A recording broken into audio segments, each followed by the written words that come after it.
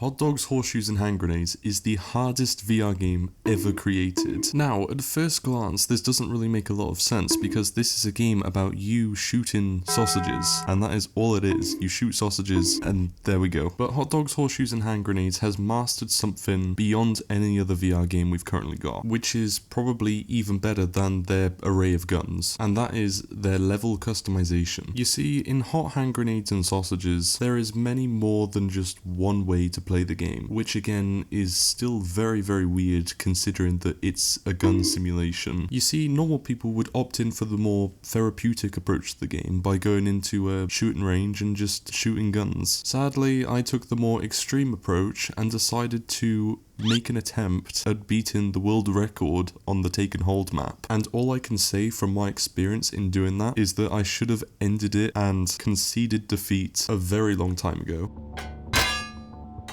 How do I load it? How do I load it? What's that? Huh? What? And I was doing so well! No! No! All I needed was 3,900,000 more, and I would have made it. And I cannot stress this enough, you are against literal gods in the competition for the #1 spot on this leaderboard. Where these people came from and how they managed to get into their spot they're in, I have no idea. And I'm willing to bet that they even had a Harvard degree on everything about this game. Every single minute detail they learnt and they mastered to be able to get where they are. When I grow up, I want to be a tumor. This would A be tumor? hard nut to crack. I must be hearing things. Now, Taken Hold isn't a particularly new game mode that they brought to Hot Dogs and Horse Grenades. It's been in there for quite a while, and it's quite an easy experience until you take the leap of faith into the unknown and the abyss, which is what I did. The first week or so of this new challenge that I had set out to do, I decided it was a good idea to get as familiar as possible with all of the maps and the guns and really try and understand everything. I have no idea what that means. Oh, okay.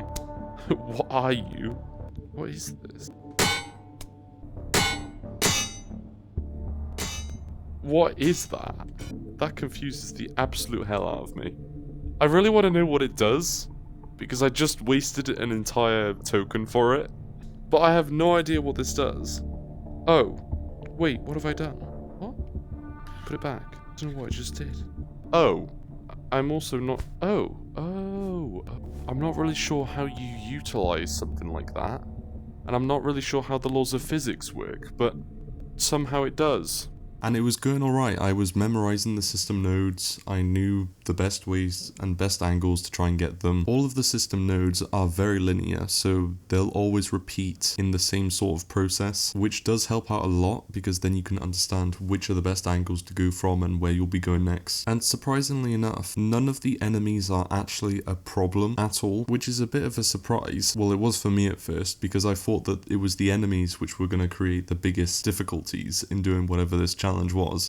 I have no idea what to call this. I'm probably just going to call it the assault rifle, or the assaulter. And if you really want to know what it does, it assaults people.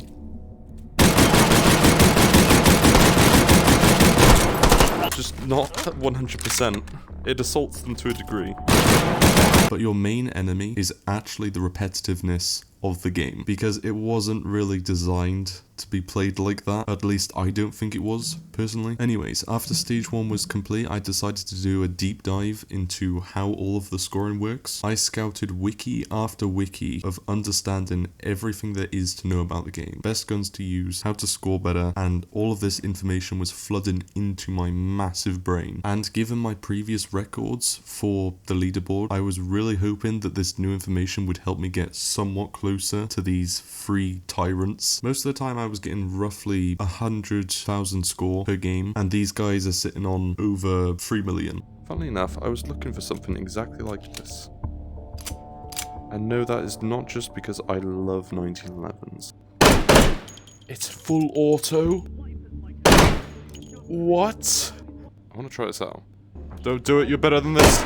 And so I decided it was time to ramp everything up, increase all the difficulties, turn off all the radars, making sure I was getting the most maximum amount of points possible. I also found out, weirdly enough, if you kill enemies outside of the system nodes, the points don't count, which I didn't realize beforehand, so I was going around making sure I was getting all the enemies as well whilst I was collecting tokens, and yeah, that kind of shocked me a bit. But I kept trying it, and for the next roughly a week, my score was steadily going up and up and up as I was learning more and managing to get better at the game.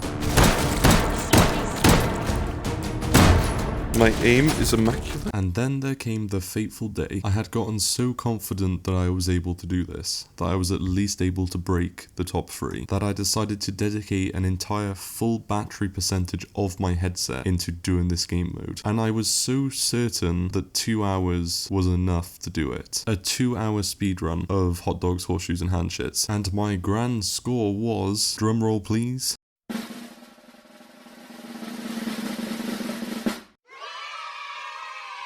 just over 1 million, which managed to put me in the 19th spot. And I gotta say, I was hoping to get somewhere a bit further than that, but I still take that as a massive win. It also taught me a lot about how these other guys managed to get to their position, and this is all just an assumption at the moment, but it's a pretty educated one. So by putting on my detective hat and taking note that it would have had to take more than a full battery percentage of a Quest 2 headset, these guys either had an additional battery or they actually hooked their headset up to a power source to be able to play for that long. And the grand total of time that it would have taken them to do this, if they had the same exact scoring as me, would have been 8 hours long. Now, if this is genuinely true, which I'm not sure if it is or isn't, but if it is, let's entertain that idea. How the hell do you think that shooting sausages for 8 hours is a good idea and not come back with some sort of mental disease? Like, surely at that point you'd be dreaming of sausages, or maybe even experience severe psychosis and you just think you've got sausages in your skin or something. But anyway, it's pretty safe to say I'm not going to spend 9 hours to try and beat that score. I did get in a very good position though, and I'm very happy about that position. But if there's anyone watching this video who does have this game and you want to take on that challenge, please do dethrone one of these guys. I really want to see it. And that is all I've got for today. So if you did enjoy the video, please do leave a like, because then YouTube will favor me in some sort of way, and maybe leave a sub if you want to see some more VR content in the future. But again, thank you very much for being here. It's been a pleasure, and hopefully I will see you next time.